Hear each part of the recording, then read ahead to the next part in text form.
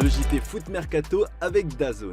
Retrouvez tous les matchs de la Coupe du Monde des clubs gratuitement sur DAZN, le diffuseur officiel de la nouvelle compétition à ne surtout pas rater.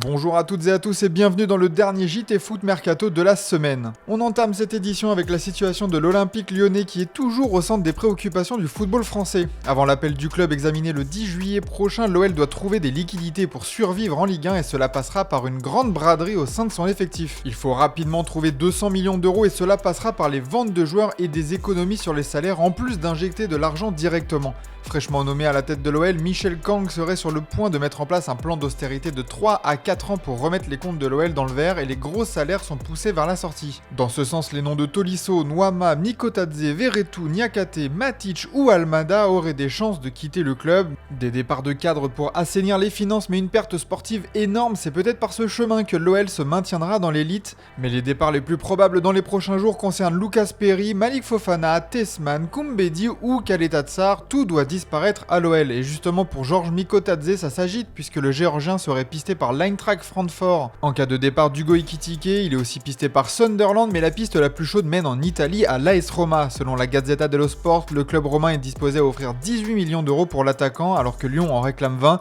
Aucune offre n'a encore été transmise mais Mikotadze possède une très belle cote sur le marché. D'ailleurs, nous vous avons interrogé concernant l'avenir de l'OL devant la DNCG et après plus de 15 000 votes, les avis sont partagés puisque c'est un 50-50 pour nos lecteurs concernant la confiance en l'appel du club.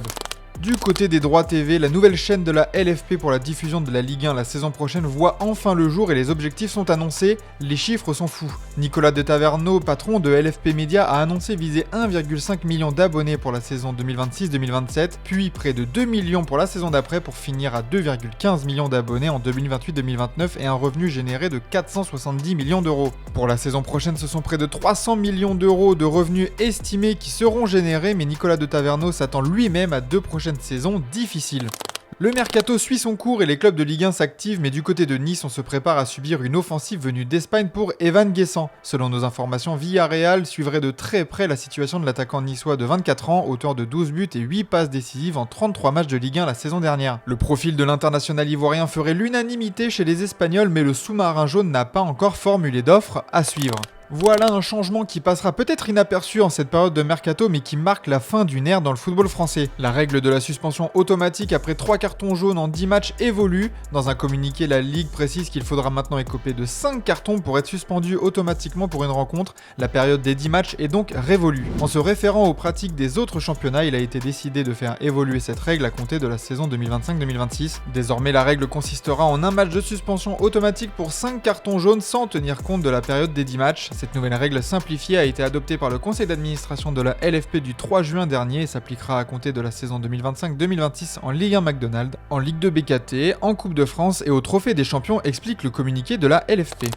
À l'OM aussi, on s'active sur ce mercato, mais une cible offensive pourrait bien être plus compliquée que prévu. Timothy Weah est courtisé par le club phocéen qui discute avec la Juventus Turin pour le ramener sur la Canebière, mais selon nos informations, la concurrence est rude. Des clubs comme Everton ou Leeds en Angleterre sont intéressés par l'international américain, tout comme l'AS Monaco qui apprécierait son profil polyvalent sur le côté droit, idéal pour une équipe qui joue avec des pistons. Il va falloir agir vite si l'OM veut rafler la mise. À l'étranger, le Real Madrid commence à perdre patience avec le clan Rodrigo et les merengues auraient désormais acté une décision concernant le futur de l'ailier brésilien. Alors qu'il attendait les premiers pas de Xabi Alonso pour voir s'il pouvait relancer sa carrière au Real, le joueur de 24 ans se contente de quelques miettes lors de la Coupe du Monde des clubs. De son côté, le Real est agacé par les revendications du clan Rodrigo et se serait donc fait à l'idée de vendre son joueur cet été. D'après The Athletic, l'entraîneur et sa direction sont ouverts à un transfert. Le Real Madrid ne veut que des joueurs dévoués pour le club et ne veut pas entendre parler d'état d'âme. On comprend mieux donc le faible temps de jeu aux États-Unis. Nul doute que plusieurs clubs vont être intéressés par son profil. Le Real Madrid aurait même fixé son prix à 90 millions d'euros. Du Real, on passe au Barça avec des nouvelles peu rassurantes pour le club. Après l'énorme échec du dossier Nico Williams, le club catalan a encore des dettes à payer, notamment au RB Leipzig dans le cadre du transfert de Dani Olmo. Selon le journal allemand Bild, les Barcelonais ont convenu de primes liées à la performance et doivent verser 2,8 millions d'euros, auxquels pourraient s'ajouter encore 5 millions de plus. Des paiements malvenus puisque le club n'est toujours pas dans les clous pour le fair play financier. Selon Mundo Deportivo, le club se rapproche du seuil 1 pour 1 qui permettrait de dépenser chaque euro récupéré en transfert ou en économie de salaire, mais ce n'est toujours pas le cas. Garcia. Concernant l'échec du dossier Nico Williams, le club coulé est par ailleurs carrément humilié par la prolongation de Nico Williams qu'ils ont appris comme nous par le biais d'un post sur X de l'Athletic Bilbao. Les dirigeants catalans n'ont même pas été prévenus par le clan du joueur. Selon El Chiringuito, il serait sous le choc. Une réunion serait même prévue pour tirer au clair ce qui n'a pas été dans les négociations. Joan Laporta et Deco s'estimant être les dindons de la farce selon le média espagnol. Après cette réunion, le club a pris la parole pour essayer de s'expliquer et les mots ont été durs et pour eux, le coupable est tout désigné. Il, le joueur, est venu nous chercher et nous a demandé une clause libératoire en cas de non-inscription. Nous n'avons pas pu l'accepter. Il nous a également demandé une date en juillet pour l'inscrire. L'agent nous a dit qu'il pouvait négocier un paiement en plusieurs fois. Nous considérons que c'est l'agent qui a fait échouer une opération qui était bouclée parce qu'il défend les intérêts de l'Athletic Club dont il possède plusieurs joueurs et il risquerait de se griller. Nous allons chercher un autre ailier, nous ferons quelque chose sur le marché des transferts. Le média RAC Uno assure aussi que le Barça a définitivement fermé ses portes à l'ailier espagnol. Le train ne passe qu'une fois en Catalogne. Et pour oublier cet échec cuisant, il se tournerait maintenant vers deux stars, Luis Diaz et Marcus Rashford. Cible de longue date du Barça, ce sont désormais les deux pistes principales pour renforcer l'aile gauche de l'équipe, avec une préférence pour l'ailier de Liverpool. Selon Mundo Deportivo, le dossier menant à Luis Diaz est en stand-by après la disparition de son coéquipier en club Diogo Jota, mais le média catalan l'assure, c'est lui la priorité maintenant. Liverpool n'est cependant pas vendeur et le Bayern Munich est aussi sur le coup. En cas de nouvel échec, Marcus Rashford serait donc approché, beaucoup plus abordable en termes de prix mais aussi apportant moins de certitude dans le jeu. On part en Croatie où une ancienne star du Barça justement prend sa retraite pour entamer une reconversion dans le monde du football. Ivan Rakitic met un terme à sa carrière de joueur de foot pour devenir directeur sportif adjoint de l'Hajduk Split, son dernier club. Gonzalo Garcia, l'entraîneur du club croate, a même annoncé la nouvelle avant de tempérer les attentes autour du milieu de terrain croate. Il est intelligent, a de bonnes idées et comprend parfaitement le football, mais il traverse une période délicate. La transition entre les crampons et le costume n'est jamais évidente. Si son intelligence sur le terrain se traduit par de bonnes décisions dans les bureaux, l'Hajduk Split va se régaler dans les prochaines saisons. On file en Angleterre où Arsenal va enregistrer une arrivée surprenante. Selon les informations de AS, Gabriel Heinze va débarquer à Londres pour faire partie de l'équipe technique de Mikel Arteta. L'entraîneur espagnol a perdu Carlos Cuesta récemment, devenu entraîneur principal de Parme. Il le remplace donc par le bouillant argentin, jusque-là en poste dans son pays au Newell's Old Boys. Les deux hommes se connaissent bien puisqu'ils ont été coéquipiers au PSG, peut-être enfin un peu de grinta chez les Gunners.